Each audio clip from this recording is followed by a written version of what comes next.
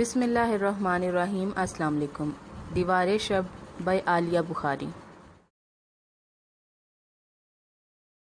اور تم، انہوں نے مڑ کر ربیہ کی طرف دیکھا۔ جو میں نے کہا ہے ذرا دیکھ لینا۔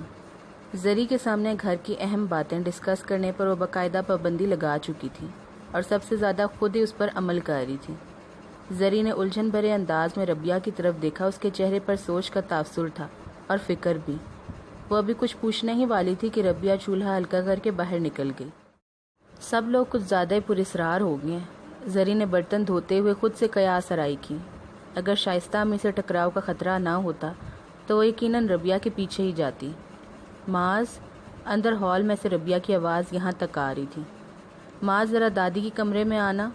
آج معاذ گھر پر تھا اور اصل میں تو وہ صبح سے اسی پر اپنی کارکردگی ثابت کرنے کے لیے سرگرداں تھی، مگر اب جب وہ دادی کے کمرے میں ہوگا تو برتنوں کا یہ اتنا بڑا چمکتا ہوا ڈھیر کون دیکھے گا؟ زری کا دل اس ساری محنت پر برا ہوا۔ باقی بچے ہوئے سارے برتنوں پر اب صرف جھاگ میں ڈوبی ہوئی جالی رسمی طور پر مارنی تھی۔ پتہ نہیں کیوں دادی کے کمرے میں لے کر گئی ہے ربیہ۔ فطری تجسس بے قرار کیے دے رہا تھا، سو وہ نل بند کر کے چند منٹ کے لیے کچن سے باہر نکل آئی۔ ہال اور کوریڈور خوش قسمتی سے خالی تھے۔ زری اطمینان سے چلتے ہوئے دادی کے کمرے کی طرف مڑ گئی۔ گھر میں کوئی بھی عادتاً دھیمے انداز میں بات نہیں کرتا تھا۔ نارمل سی ٹون تھی، بہت کچھ بنا کسی کوشش کے یوں ہی سن لیا جاتا، سو اسے بھی امید نہیں تھی کہ معاذ کو دادی کے کمرے میں لے جا کر جو باتیں ہو رہی ہیں وہ سننے سے وہ محروم رہ پائے گی۔ مگر اس وقت دادی کے کمرے کا دروازہ اندر سے لاک تھا۔ میں نے بھلا کون سے راز اڑا لینے تھے؟ وہ سخت بزمزہ ہوتی وہاں سے واپس ہوئی۔ شکر ہے جو امی سے سامنا نہ ہوا۔ اندر دادی کے کمرے میں وہ تینوں ایک دوسرے سے بے حد محبت کرنے کے باوجود اس وقت مخالف کیمپوں میں تھے۔ بہت سی باتوں کو ہمارا دل نہیں چاہتا مگر برداشت کر ہی لیتے ہیں۔ تم بھی تھوڑی سی گنجائش پیدا کرنے کی کوشش کرو بیٹا، تو شاید بہتری کی کوئی صورت پیدا ہو ہی جائے۔ دادی کو تھوڑا سا اصرار کرنا ہی پڑ رہا تھا مگر انداز اب بھی ڈھیلا ڈھالا ہی سا تھا۔ معاذ ہلکے سے مسکرا دیا۔ آپ جو کہہ رہی ہیں اس پر خود بھی پر یقین نہیں ہے دادی، ورنہ بتا دیں بہتری کی کوئی ایک بھی صورت۔ گھر بس جائے گا، تمہاری ماں خوش ہو جائے گی، اور کیا چاہیے؟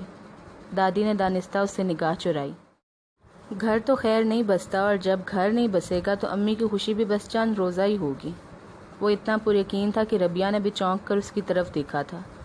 خدا نہ کرے، کیوں اتنی بری بات منہ سے نکالتے ہو؟ ماں سنے گی تو کتنا دل برا ہوگا اس کا۔ اس لیے ان سے نہیں آپ سے کہہ رہا ہوں، مناسب لفظوں میں آپ سمجھا دیں انہیں، سمجھ گئی تو سب کا بھلا ہوگا۔ سرسری سے انداز میں کہتے ہوئے وہ اب بھی مسکرایا تھا، پر عرصہ ہوا اس کی آنکھیں شاید ساتھ دینا بھول چکی تھیں۔ ربیہ نے بہت غور سے اس کی طرف دیکھا۔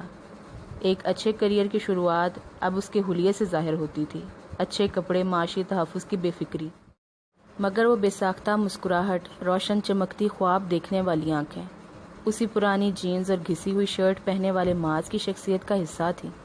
یہ تو کوئی اور ہی تھا جس کی آنکھوں میں کوہر جمی ہوئی تھی اور مسکراہٹ پر بس مسکرانے کا شائبہ سا پڑتا تھا۔ پتہ نہیں کیوں مگر شدت سے اس کا دل سامنے بیٹھے معاذ کے گلے لگ کر رونے کو چاہا۔ خود کو بمشکل سنبھالتے ہوئے ربیہ نے نگاہ جھکا لی تھی۔ دادی اور معاذ کی بات چیت کہیں سے کہیں جا رہی تھی۔ مجھے تو تم سب معاف ہی رکھو، جو کہنا سننا ہے آپس میں خود ہی بیٹھ کر کیا کرو۔ تمہاری ماں کو تو ویسے ہی یقین ہے کہ میں تمہیں شادی کرنے سے منع کر رہی ہوں۔ پتہ نہیں کیوں اس کے دل میں یہ وہم بیٹھ گیا، ورنہ میں نے تو جویا کا نام لیا نہ بھی۔ روانی میں وہ اسی طرف آئی جو ممنوعہ راستہ تھا، یوں ہی منہ سے نکل گیا، خیال مت کرنا۔ ذرا رک کر وہ دھیمی آواز میں بولی۔ معاذ نے ہلکی سے نفی میں سر ہلایا۔ آپ کیوں شرمندہ ہوتی ہیں دادی؟ ڈوب مرنے کا مقام تو اب میرے لیے ہے، لیکن یہ آسانی بھی میسر نہیں آ رہی فی الوقت۔ وہ اٹھ کھڑا ہوا اور مزید کچھ کہے بغیر باہر نکل گیا۔ یہ کیا کہہ کر گیا ہے ربیہ؟ دادی نے حیرت سے اتنی دیر سے بالکل خاموش بیٹھی ربیہ سے پوچھا تھا۔ لاؤنج کی گلاس وال کی دوسری طرف وسیع سبزہ زار نظر آ رہا تھا، موسم سرما کے خوش رنگ پھولوں سے لدی کتار در کتار کیاریاں، مگر کچھ بھی کارگر نہیں۔ وہ آج بھی بہت دیر گیٹ پر آ کر بیٹھا رہا۔ گارڈز نے اسے دھکے دے کر نکالنا چاہا مگر وہ پھر بھی جانے کے لیے تیار نہیں تھا۔ بڑی مشکل سے ہٹایا اسے، تب کہیں جا کر میں گھر سے نکل سکی۔ صوفے پر پاؤں اوپر کر کے بیٹھی زوبیہ نے پریشانی سے سامنے بیٹھی ماں کی طرف دیکھا۔ وہ ابھی تھوڑی دیر پہلے یہاں آئی تھی اور وہی روز کا رونا۔ مجھے تو اس بات کی فکر کھا رہی ہے کہ آس پاس کے گھروں پر کیا اثر پڑتا ہوگا۔ اس روز کے تماشے کو دیکھ کر ایک زمانہ تمہارے باپ کو جانتا ہے، اور یہ سلمان نہ اس کی خود کی کوئی عزت ہے اور نہ ہی اس کے خاندان کی۔ ہمیں تو لوگوں کا سامنا کرنا مشکل ہو گیا ہے۔ تمہاری اس شادی کے بعد یوسف نام نہیں سننا چاہتے سلمان کا اب۔ ان کے پاس زوبیہ کے لیے ہمدردی کا ایک لفظ نہیں تھا، صرف اپنے تحفظات تھے۔ ہم سب مخالف تھے، مگر تم نے جو کرنا تھا سو کیا، اب بھگتو۔ بہت دن زوبیہ سے ہمدردی کرنے کے بعد اب وہ قطعی بیزار تھی۔ زوبیہ نے اضطراب سے پہلو بدلا۔ خالی میں کیوں بھگتوں؟ آپ لوگ کس لیے ہیں؟ میرے مسائل میں اکیلا نہیں چھوڑ سکتی آپ مجھے، اکلوتی اولاد ہوں آپ کی میں۔ یوسف کمال نے اندر آتے اسے کہتے سنا۔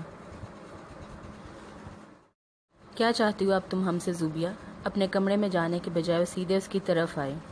سلمان کے ساتھ رہنا چاہو یا پھر اس سے علیحدگی ہو، ہم کسی فیصلے میں آڑے نہیں آ رہے، پھر کس بات کا گلہ ہے تمہیں؟ ان کا لہجہ بے تاثر تھا، شفقت یا فکر مندی کا کوئی شائبہ تک نہیں۔ زوبیہ کے دل کو دھکا سا لگا۔ بس اتنا ہی تعلق ہے آپ کا میرے معاملات سے؟ کوئی تسلی تک نہیں ہے میرے لیے آپ کے پاس؟ تمہیں تسلی کی ضرورت تب ہوتی جب تم نے ہمارے مشورے کو اہمیت دی ہوتی۔ میری شادی آپ کی مرضی سے ہی ہوئی تھی ڈیڈی۔ غلط بات۔ انہوں نے انگلی کے اشارے سے اسے تنبیہ کی۔ مرضی سے نہیں، بلکہ ہماری رائے لینے کی بھی ضرورت نہیں سمجھی تھی تم نے فیصلہ کر کے سنایا تھا، اور تمہاری ماں ہمیشہ کی طرح تمہاری حمایت پر تھی۔ میرے لیے اس شادی کو ارینج کرنے کے سوا کوئی چارہ نہیں تھا، سو میں نے وہ کر دی۔ زوبیہ نے لاجواب سا ہو کر ماں کی طرف دیکھا۔ ٹھیک کہہ رہے ہیں تمہارے ڈیڈی۔ زوبیہ کی درینہ حمایت سے اب وہ بھی دستبردار تھی۔ اگر میں سلمان سے خلا لے لوں تو پھر آگے میرے لیے کیا راستہ رہ جاتا ہے؟ اس بارے میں آپ ہی بتا دیں کچھ۔ ماں باپ کی لاتعلقی اسے تنزیہ موڈ میں لے آئی۔ وہ بھی تمہیں خود ہی سوچنا ہوگا۔ اب اس عمر میں کوئی اچھا رشتہ ملنا مشکل ہے، یہ بات ذہن میں رکھنا۔ ان کی سرد مہری برقرار تھی۔ زوبیہ کی شکایتی نگاہیں اب دونوں پر باری باری پڑی تھیں۔ اب ایسے بھی نہ کہیں، زوبیہ اتنی بڑی جائیداد کی اکلوتی وارث ہے، کوئی بھی اچھا شخص مل سکتا ہے اسے، بلکہ سرکل میں ہیں دو ایک، اگر آپ واقعی کوشش کریں۔ وہ ماں تھی اس لیے نہ رہ سکی۔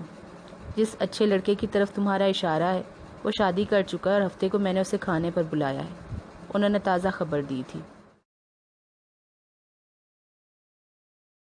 گھر میں پھیلے غیر معمولی سناٹے کو اس نے سیڑھیوں پر قدم رکھتے ہی محسوس کر لیا تھا۔ ہر وقت برپا رہنے والا وہ شور جس سے سب سے زیادہ مالک مکان نالا رہتے تھے، آج سرے سے مفقود تھا۔ نہ ہر وقت اونچی آواز میں چلتا ہوا ٹی وی کھلا تھا، اور نہ ہی سلمان، شاکرہ امی یا اظہار صاحب کے اونچی آواز میں ہوتے شکوے جھگڑوں کا ہی تسلسل تھا۔ جویا کو لگا جیسے وہ سب یا ان میں سے ایک دو لوگ ضرور خوشگوار اور پرسکون موڈ میں ہیں، مگر اس کے لگائے ہوئے بیشتر غلط اندازوں کی طرح یہ بھی ایک غلط اندازہ ہی تھا۔ ابو کی ضمانت منسوخ ہو گئی ہے، پولیس نے انہیں عدالت سے دوبارہ حراست میں لے لیا ہے۔ زویا آج گھر پر تھی، اور جویا کو یہ خبر اس نے اس کے اوپر پہنچتے سنا دی تھی۔ جواباً وہ بنا کچھ لفظ کہے اسے خالی خالی نگاہوں سے دیکھے گئی۔ جو کچھ ابھی سنا وہ غیر متوقع نہیں تھا، پھر بھی وہ سب ہی سر پر لٹکی اس تلوار سے نگاہ چرائے ہوئے تھے۔ ابو کے وکیل کا فون آیا تھا، انہوں نے ہی گھر میں اطلاع دی۔ خود تو شاید ابو بات کرنے کے بھی قابل نہیں تھے، ہمت تو وہ پہلے ہی کھو چکے ہیں۔ زویا کے لہجے میں گہری افسردگی تھی۔ صحن میں دیوار کے ساتھ لگی کرسی پر جویا تھکے تھکے انداز میں بیٹھی، قدموں میں کھڑے رہنے کی سکت ذرا دیر کے لیے توازن ہی کھو بیٹھی تھی۔ سلمان بھائی کیوں نہیں گئے ان کے ساتھ، جب پتہ بھی تھا کہ آج ضمانت کی درخواست کا فیصلہ ہے؟ سلمان بھائی؟ زویا ہلکے سے سر جھٹک کر لمحے بھر کے لیے خاموش ہوئی۔ سلمان بھائی نے تو اس اطلاع کے بعد بھی جانے کی تکلیف گوارا نہیں کی۔ ابو کا ضروری سامان وکیل صاحب نے کسی لڑکے کو بھیج کر منگوایا تھا، ورنہ میں خود جا کر دے آتی۔ محض چند جملوں میں بے حسی کی داستان رقم تھی۔ زویا کے چہرے پر گہری اداسی تھی، اور وہ جس طرح خود کو سنبھالنے کی کوشش میں تھی، جویا کی سمجھ میں آ رہا تھا یہ اعصاب شکن آزمائش انہی دونوں کے حصوں میں کیوں آئی تھی۔ فی الحال یہ بھی سمجھنا دشوار تھا۔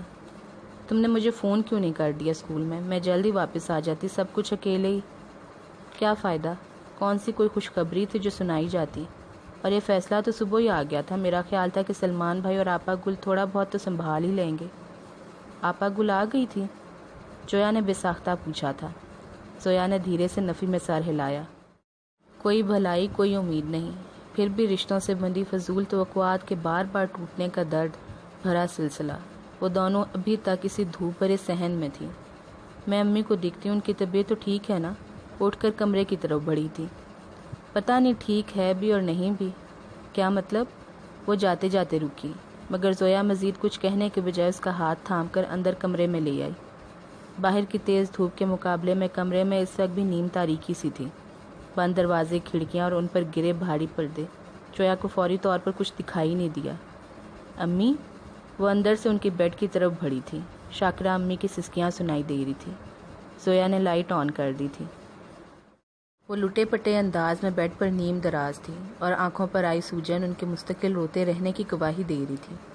زویا کو دیکھ کر وہ جس طرح پھوٹ پھوٹ کر رونا شروع ہوئی تھی، ان دونوں کے لیے انہیں سنبھالنا مشکل ہوا تھا۔ ہم کہیں کے نہ رہے زویا، برباد ہو گئے، جیل ہو گئے، پھر تمہارے ابو کو پولیس لے گئی ہتھکڑی ڈال کر۔ کہیں منہ دکھانے کے قابل نہیں ہیں اب ہم لوگ۔ آہوں سسکیوں کے درمیان ان کا تفصیلی بیان خاصی بلند آواز میں تھا۔ سلمان برابر والے کمرے میں سے سخت جھنجھلایا ہوا باہر آیا۔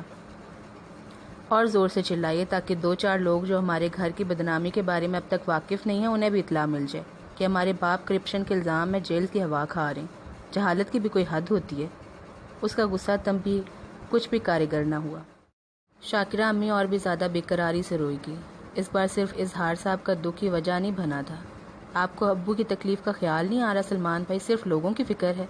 زویا نے افسردگی سے اس کی طرف دیکھا۔ ہاں تو اور کیا؟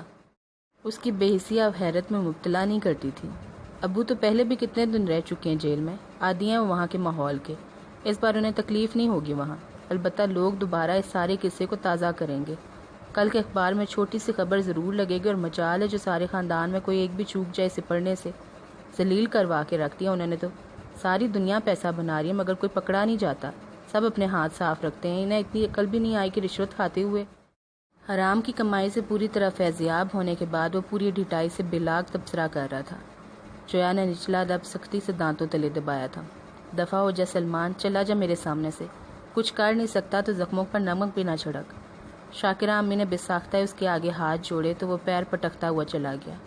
مجھ سے کوئی امید مت رکھیں، اور ویسے بھی ضمانت منسوخ ہوئی ہے تو اس کا مطلب یہ ہے کہ اگلی پیشی پر سزا بھی سنائی جا سکتی ہے۔ ایک اعلانیہ وارننگ اس نے جانے سے پہلے دینا ضروری سمجھی۔ کیا کہہ رہا تھا یہ؟ شاکرہ امی نے ہراساں ہو کر جویا اور زویا کو دیکھا۔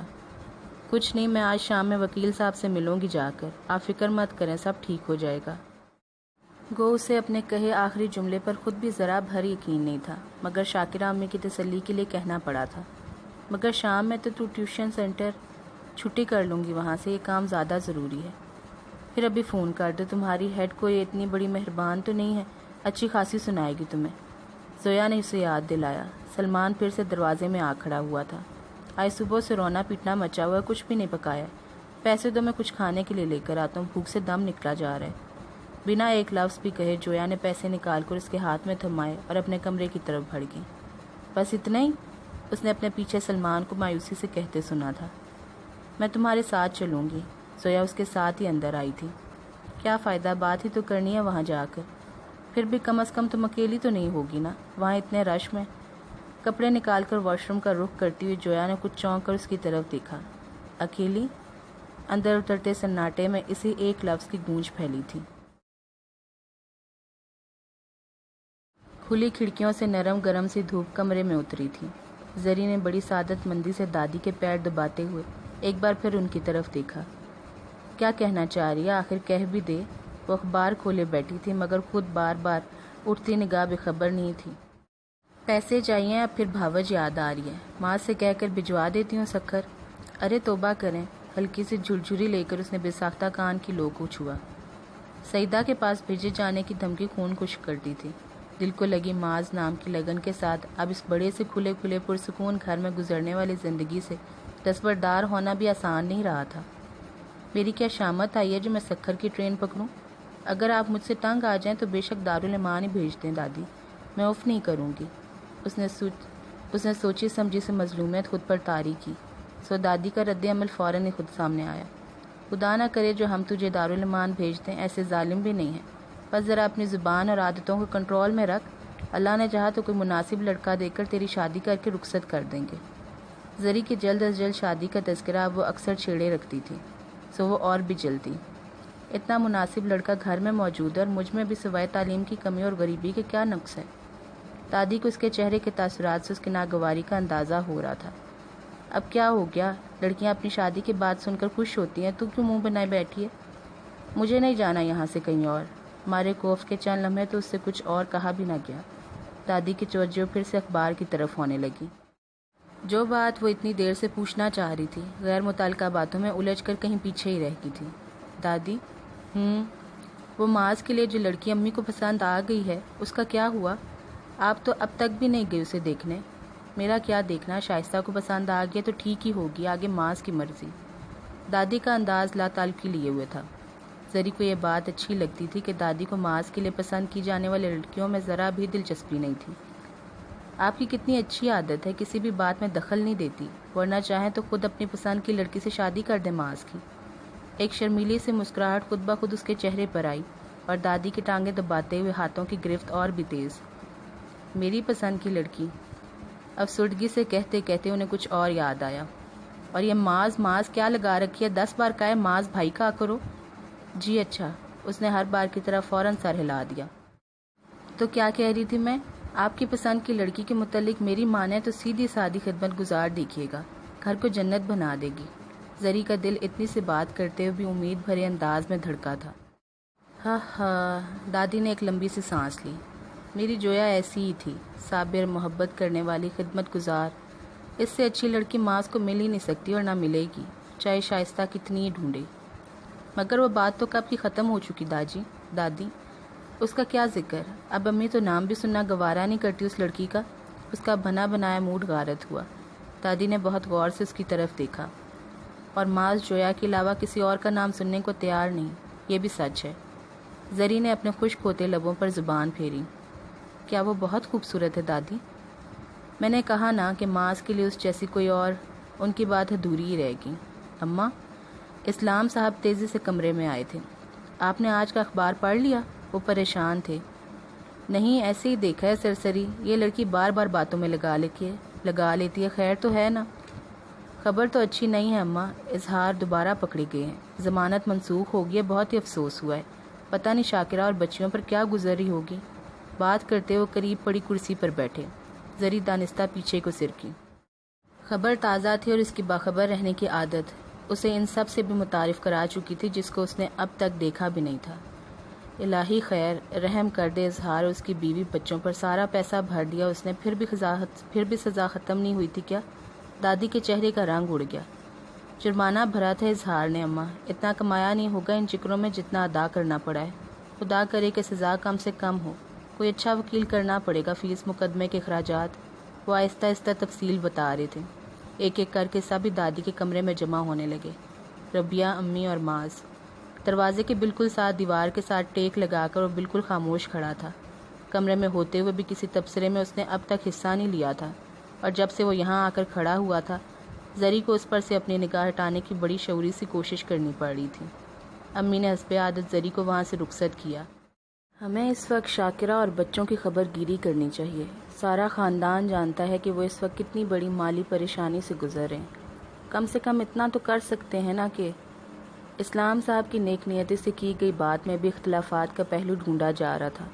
شائستہ امی کا خیال، بلکہ یقین تھا کہ اظہار چچا کا خاندان آج بھی ان کا دشمن نمبر 1 ہے، اور جو کچھ بھی ہو رہا ہے اس پر ہمدردی کا ذرا بھی حق نہیں ہے۔ اور اپنی رائے کے اظہار میں انہوں نے نہ تو دادی کی پرواہ کی تھی، نہ ہی خاموش کھڑے معاذ کی۔ جب ہمارا ہر تعلق ختم ہوئے مدت بیت گئی، پھر بار بار یہ ذکر ہی ہمارے گھر میں کیوں ہوتا ہے کہ ان کے ساتھ جو کچھ بھی ہو رہا ہے اس سے ہمارا کوئی واسطہ نہیں، ہمارے اپنے مسئلے، اپنے کام ہیں جو کسی بھی دوسری بات سے زیادہ اہم ہیں۔ اب وہ ٹھونک بجا کر بات کرنے لگی تھی اور کسی کی بھی مخالفت کو خاطر میں نہیں لاتی تھی۔ گھر اور خاندان کے لیے ساری عمر اتنا کچھ کرنے کے بعد وہ بجا طور پر اس کا حق بھی رکھتی تھی، مگر کبھی کبھی یہ لب و لہجہ سخت خوف میں مبتلا کرتا تھا۔ کون سا مسئلہ؟ وہی معاذ کی شادی نا؟ یہی ایک بات تمہارے سر پر سوار ہے شائستہ؟ جب وہ کہہ چکا ہے کہ فی الحال وہ نہیں کرے گا، پھر کیوں پیچھے پڑی ہو آخر اس کے؟ ابا اظہار چچا کے معاملے کو لے کر از حد پریشان تھے، سو اس بے وقت کی راگنی پر ان کی برہمی فطری سی تھی۔ امی کے چہرے پر تلخ سی مسکراہٹ آئی۔ نہیں پیچھے پڑوں گی، اگر یہ اپنے منہ سے کہہ دے گا کہ میری پسند کی ہوئی لڑکی سے شادی کرے گا، چاہے 10 سال بعد ہی صحیح، مگر اظہار اور شاکرہ کی بیٹی کا نام بھی نہیں لے گا۔ بات ختم کرتے انہوں نے مڑ کر پیچھے کھڑے معاذ کی طرف دیکھا تو سبھی کی نگاہ اس کی طرف اٹھی۔ وہ بالکل خاموش تھا، لیکن اس کے چہرے کی رنگت اڑی تھی۔ ان سب نے اس کی دکھ ان سب نے دکھ کی کسی انتہا کو چھوا تھا۔ کیا ہو گیا شائستہ، اولاد سے شرطیں رکھو گی اتنی سخت دل؟ ابا نے ماحول کی سنگینی کو شاید کم کرنا چاہا، مگر تبھی معاذ نے پہلی بار ان کی بات کاٹی۔ مجھے آپ کی بات منظور ہے امی، جو آپ چاہیں گی وہی ہوگا، مگر وقت کا اصرار نہیں ہوگا اب آپ کے پاس بھی۔ دادی نے بساختہ دل پر ہاتھ رکھا تھا۔ تم بھی کس بات کو لے کر سیریس ہو رہے ہو معاذ؟ یہ تو یوں ہی جذباتی ہو رہی ہے، بات کیا ہو رہی تھی اور کہاں پہنچ گئی؟ ابا نے بھاری پڑتے ان لمحات میں اس کا ساتھ نبھانے کی ایک اور کوشش کی۔ نہیں ابا، اب اس بات کو طے ہو جانے ہی دیں، نہیں نام لوں گا میں جویا کا۔ وہ بات کرتے ذرا رکا، اس اذیت کو کم کرنے کے لیے جو یہ سب کہتے ہوئے سہ رہا تھا۔ لیکن تھوڑی سی انسانی ہمدردی کرنے دیں امی، کچھ اور برا ہو گیا تو ہم میں سے کوئی بھی خود کو معاف نہیں کر پائے گا۔ شاید وہ کچھ اور بھی کہنا چاہتا تھا مگر کہہ نہ سکا۔ کمرے میں بڑا اعصاب شکن سناٹا چھایا تھا۔ صبح سے ہوتی بھاگ دوڑ کے اختتام پر ایک شاندار ڈنر کا اہتمام مکمل تھا۔ مسز کمال نے ایک گہری نگاہ اس سارے اہتمام پر سارا دن رکھی تھی، جو یوسف کمال نے خاص طور پر اپنی زیر نگرانی کروایا تھا۔ ڈائننگ ٹیبل اور ڈرائنگ روم میں تازہ پھولوں کی آرائش ابھی کچھ دیر پہلے ختم ہوئی تھی اور ایک دل فریب سی مہک اب سارے میں اڑ رہی تھی۔ بہت زیادہ پروٹوکول نہیں دیا جا رہا ہمارے گھر سالار کی بیوی کو؟ زوبیہ نے چپتے ہوئے لہجے میں تبصرہ کیا تھا۔ وہ اب یہیں رہ رہی تھی، وہاں گھر پر بار بار سلمان کی آمد سے بچنے کے لیے اس نے یہی مناسب سمجھا تھا۔ یوسف کا بہت اچھا تعلق ہے سالار سے، اس لیے وہ کوئی کمی نہیں چھوڑنا چاہتے اس دعوت میں۔ ایک ٹھنڈی سانس لیتے ہوئے مسز کمال نے اسے مطمئن کرنا چاہا۔ پہلے تو کبھی انہیں سالار نظر نہیں آیا اور نہ اس کی اچھائی، بس زرتاج آنٹی کی محبت میں ڈوبے رہتے تھے۔ کتنی زیادتی کرتی تھی اس بیچارے پر، مگر کسی کو بھی اس پر رحم نہیں آتا تھا، حالانکہ پتہ بھی تھا کہ آدھی سے زیادہ جائیداد کا وارث وہی ہے۔ ذاتی زندگی میں ناکامی اٹھانے کے بعد زمانے بھر پر تنقید کا حق زوبیہ کو خود بخود حاصل ہو گیا تھا۔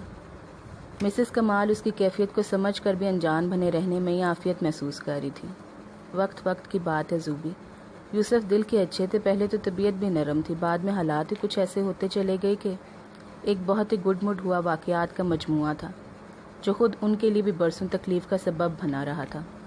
آپ دونوں کبھی اچھے والدین ثابت نہیں ہوئے، کسی نے بھی میرے بارے میں اپنی ذمہ داری محسوس نہیں کی، دونوں ضد پر اترے رہے، یہ تو مانتی ہے نا؟ وہ اپنے سے آگے دیکھنے کے لیے تیار ہی نہیں تھی۔ تم کپڑے بدل کر تیار ہو جاؤ، وہ لوگ آنے ہی والے ہوں گے، مسز کمال نے سنی انسنی کر دی۔ پہلے ضرورت سے زیادہ اہتمام کیا جا چکا ہے، مزید تیاری کی گنجائش نہیں ہے، ٹھیک ہوں میں ایسے ہی۔ اپنے کل سے پہنے ہوئے کپڑوں پر اس نے ایک نگاہ ڈالنے کی بھی ضرورت نہیں سمجھی۔ ضد مت کرو زوبی، سالار کی بیوی پہلی بار ہمارے گھر آ رہی ہے، تم سوچ سکتی ہو کتنی تیار ہوگی، اور مجھے تو لگ رہا ہے کہ یوسف نے چند گیسٹ اور بھی بلائے ہیں، یہ اتنا سب کچھ صرف 2 لوگوں کے لیے تو نہیں ہوگا نا؟ پورا شہر بھی بلا لیں تو مجھے کیا فرق پڑتا ہے، وہ کہتے ہوئے اپنے کمرے کی طرف جانے لگی۔ کیوں نہیں فرق پڑتا ہے؟ تم سالار اور اس کی بیوی پر اپنا کیا امپریشن ڈالنا چاہ رہی ہو؟ یہی کہ تم بہت ناکام ہو اپنی زندگی میں، ایک سلمان کے نہ ہونے کی وجہ سے برباد ہو چکی ہو۔ مسز کمال کی آواز نے اسے رکنے پر مجبور کیا۔ ہزاروں عورتوں کے شوہر خراب نکلتے ہیں اور کئی بار ان کے پاس اپنے گزارے لائق 2 وقت کی روٹی بھی نہیں ہوتی، پھر بھی وہ زندہ رہتی ہیں اور خوش بھی۔ تم نے کیوں خود کو تماشا بنانے کی ٹھان لیا آخر؟ ان کا لہجہ سخت تھا اور پر اثر بھی۔ زوبیہ ان کی بات ختم ہوتے بنا مڑے دیکھے تیزی سے لاؤنج سے باہر نکل گئی تھی۔ بیگم کمال نے مایوسی سے اسے جاتے ہوئے دیکھا۔ پتہ نہیں اب یہ جینا سیکھے گی بھی یا نہیں۔ مہمان کسی بھی لمحے پہنچ رہے تھے۔ یوسف کمال انہیں ریسیو کرنے کے لیے باہر جا چکے تھے، اور جب تک وہ باہر آئی سالار اور گیتی گاڑی سے اتر چکے تھے۔ مسز کمال نے دور سے اسے نظر بھر کر دیکھا تھا۔ ان کی توقع کے برخلاف وہ بہت زیادہ تیار ہو کر نہیں آئی تھی، مگر اس کے لباس اور جیولری میں کلاس کی نفاست تھی، اور اس کے پرکشش وجود میں توجہ کی ساری صلاحیت۔ بیگم کمال نے کنکھیوں سے اپنے شوہر کو دیکھا۔ عمر کے اس حصے میں کوئی ایسی خاص شکایت باقی نہیں تھی، مگر پھر بھی وہ ان کی حسن پرست طبیعت کے ہاتھوں بہت کچھ سہ کر بیٹھی تھی۔ بہت خوشی ہوئی تمہاری شادی سے مجھے سالار، خدا کا شکر ہے کہ اس نے تمہیں من پسند ساتھی عطا کیا۔ پورے خلوص کے ساتھ یوسف کمال سالار سے مخاطب تھے۔ اس کے چہرے پر پھیلی خوشی نے واضح اشارہ دیا تھا کہ یہی وہ لڑکی ہے جس سے وہ نہ جانے کب سے محبت کر رہے۔ ڈائننگ روم میں خوشگوار سی گرم جوشی پھیلی تھی۔ گیتی شرمیلی مسکراہٹ کے ساتھ دھیمے انداز میں مسز کمال سے باتوں میں مصروف تھی۔ اس کے چہرے پر جھولتی لٹ نہ جانے کیا یاد دلا رہی تھی۔ یوسف کمال نے چھوٹے سے لمحے میں خود کو بہت دور جاتا ہوا محسوس کیا اور واپس پلٹنا بھی۔ دھت، ایک چھوٹی سی تنبیہ خود کو بھی ضروری ہوئی۔ گیتی، کمال انکل سے میرا اب دلی تعلق ہے اور تمہیں اب تک تو پتہ چل ہی چکا ہے کہ بہت کم لوگ ہیں میری زندگی میں، سالار گیتی کو بتا رہا تھا۔ کمال صاحب کو اچھا لگا تھا۔ زوبیہ کیسی ہے آنٹی؟ آئی نہیں وہ؟ زوبیہ؟ ہاں شاید وہ۔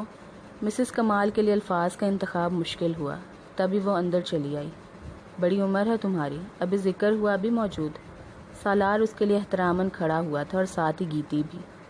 زوبیہ ایک خوبصورت لباس میں ملبوس تھی، سلیقے سے کیا ہوا میک اپ اور چہرے پر ہلکی سی مسکراہٹ۔ بیگم کمال نے سکون کا سانس لیا تھا۔ تھوڑی دیر کے لیے گیتی اور سالار دونوں زوبیہ کی طرف متوجہ ہوئے تھے۔ بہت اچھی بیوی ملی ہے تمہیں سالار، اتنی پیاری لڑکیاں کم ہی دیکھی ہیں میں نے۔ اندر جو کچھ بھی چل رہا تھا اسے کنٹرول کر کے وہ بہت سلیقے کے ساتھ پیش آ رہی تھی۔ گیتی شرمیلے سے انداز میں ہنس پڑی۔ کمال صاحب نے ایک بار پھر چونک کر اس کی طرف دیکھا۔ کیا تھا اس لڑکی کے ادا میں جو اسے ویسے ہی سب سے الگ کر رہا تھا جیسے کبھی کسی اور کو کیا کرتا تھا؟ انہوں نے اضطراب سے پہلو بدلا۔ اور بیٹا گیتی، تمہاری کیا مصروفیت ہے؟ پڑھ رہی ہو اب بھی یا پھر؟ انہوں نے جان بوجھ کر خود کو باتوں میں مصروف کرنا چاہا۔ مسز کمال کو ان کے منہ سے گیتی کے لیے بیٹا کا لفظ بڑا ہی اچھا لگا تھا۔ وہ انہیں کچھ اپنے بارے میں بتا رہی تھی۔ سب کو تھوڑی سی حیرت ہوئی کہ وہ پہلی بار کراچی آئی تھی۔ اصل میں کبھی ایسا کوئی موقع ہی نہیں ملا۔ ہم لوگ، میرا مطلب ہے میری امی نانی وہیں رہی ہمیشہ، یہاں کوئی ایسا تھا ہی نہیں جس کے لیے یہاں آیا جاتا ہے۔ اس کے لہجے میں سادگی کے ساتھ اب سالار سے ملا اعتماد بھی تھا۔ سالار کے چہرے پر بڑا سکون اور ٹھہراؤ تھا۔ اور کمال صاحب، گیتی کے بارے میں سب سے اہم بات۔ اس نے ذرا رک کر کمال صاحب کو دیکھا۔ وہ اطمینان سے جوس کا بھرا گلاس منہ سے لگا رہے تھے۔ ملک کی نامور ستار نواز بیگم ستارہ جان گیتی کی نانی ہے، بہت شاندار خاتون۔ جوس سے بھرا ہوا گلاس ہلکے سے کانپا اور چند قطرے کمال صاحب کے لباس پر گرے۔ ارے آپ کے کپڑے خراب ہو گئے۔ سالار نے تیزی سے اٹھ کر گلاس ان کے ہاتھ سے لے لیا تھا۔ آپ کی طبیعت تو ٹھیک ہے نا؟ سالار تشویش سے ان کی طرف دیکھ رہا تھا۔ ہاں ایسے ہی شاید کچھ چکر سا آ گیا تھا۔ وہ ان سب کو مطمئن کرنے کے لیے ہلکے سے مسکرائے بھی، مگر چہرے کا یہ پھیکا پڑتا ہوا رنگ اب تک بحال نہیں ہوا تھا۔ لگتا ہے آج کل کام کا زیادہ پریشر لیا ہوا ہے آپ نے۔ میری مانیں تو چند دنوں کے لیے چھٹی پر چلے جائیں، مکمل آرام کریں۔